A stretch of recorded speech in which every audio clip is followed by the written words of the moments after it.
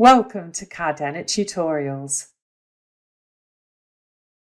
In this video, we'll look at how you can use different tools to align elements and create evenly distributed, readable diagrams.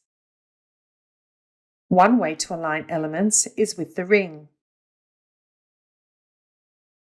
You can align them vertically and align them at the top, bottom, or in the middle.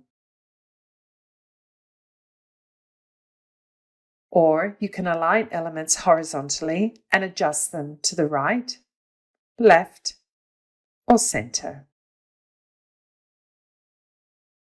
Or you can use guides to help you align elements manually. Vertical and horizontal guides appear when you drag and drop an element from the palette or move an element in the vicinity of another element. Margins also appear to help you distribute the elements evenly. Now that you know how to align elements, why not try it for yourself? If you haven't already signed up to Cardanit, click the link in the description and get started now.